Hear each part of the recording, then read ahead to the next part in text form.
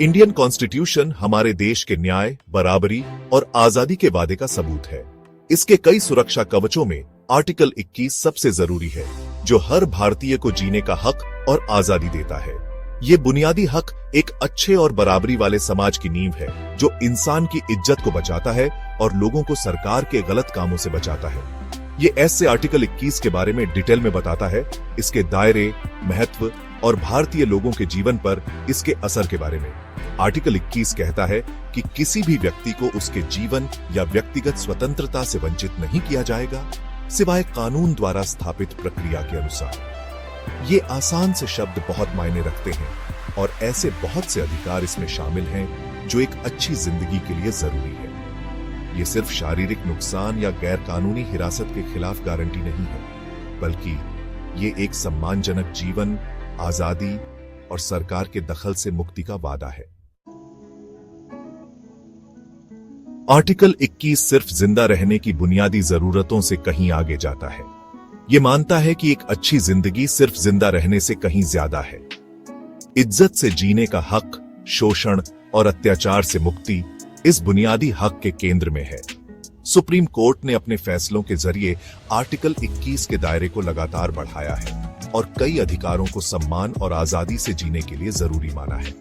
Court ने कहा है कि साफ और स्वस्थ वातावरण का अधिकार, शिक्षा का अधिकार, जल्दी सुनवाई का अधिकार और कानूनी मदद का अधिकार, ये सभी जीने और आजादी के हक का हिस्सा है। ये व्यापक व्याख्या मानवाधिकारों की बदलती समझ और सभी के लिए एक न्यायपूर्ण और समान समाज सुनिश्चित करने के लिए न्यायपालिका की प्रतिबद्धता को दर्शाती है। कोर्ट ने आर्टिकल 21 को सिर्फ एक सुरक्षा कवच से बदलकर सरकार के लिए सम्मान और आजादी से जीने के लिए जरूरी चीजें मुहैया कराने की जिम्मेदारी बना दिया है। आर्टिकल 21 सिर्फ गैर कानूनी हत्याओं को रोकने से कहीं आगे जाता है। इसमें इज्जत से जीने का हक, यातना, क्रूरता और अपमानजनक व्यवहार से मुक्ति शामिल है।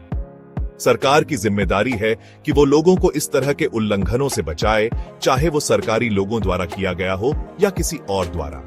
इसमें जरूरी स्वास्थ्य सेवा, स्वच्छता और दूसरी बुनियादी जरूरतों तक पहुंच सुनिश्चित करना शामिल है, जो एक स्वस्थ और सम्मानजनक जीवन के लिए जरूरी है।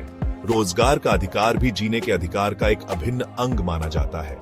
सरकार को ऐसा माहौल बनाने की कोशिश करनी चाहिए जहां लोगों को रोजगार पाने और अपना और अपने परिवार का पालन पोषण करने के अवसर मिले, बिना किसी उचित कारण या उचित प्रक्रिया के किसी व्यक्ति को उसकी आजीविका से वंचित करना आर्टिकल 21 में निहित सिद्धांतों के विरुद्ध है।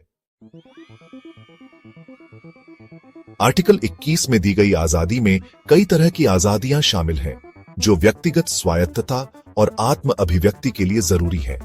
इसमें आने जाने की आजादी, संगठन बनाने की आजादी, बोलने और विचार व्यक्त करने की आजादी और धर्म की आजादी शामिल है। ये आजादियां पूरी तरह से आजाद नहीं हैं और इन पर सरकार द्वारा जनता के हित में, नैतिकता के लिए और दूसरों के अधिकारों के लिए कुछ पाबंदियां लगाई जा सकती हैं, लेकिन ऐसी कोई भी पाबंदी उचित, संतुलित और कानूनी आधार पर होनी चाहिए। निजता का अधिकार भी व्यक्तिगत स्वतंत्रता का एक अभिन्न अंग माना जाता है। सुप्रीम कोर्ट ने माना है कि हर व्यक्ति को निजी जीवन जीने का अधिकार है, बिना सरकार या किसी और के दखल के। इसमें अपने शरीर, रिश्तों और पारिवारिक जीवन के बारे में निजी फैसले लेने का अधिकार शामिल है, बिना किसी डर या दबाव के।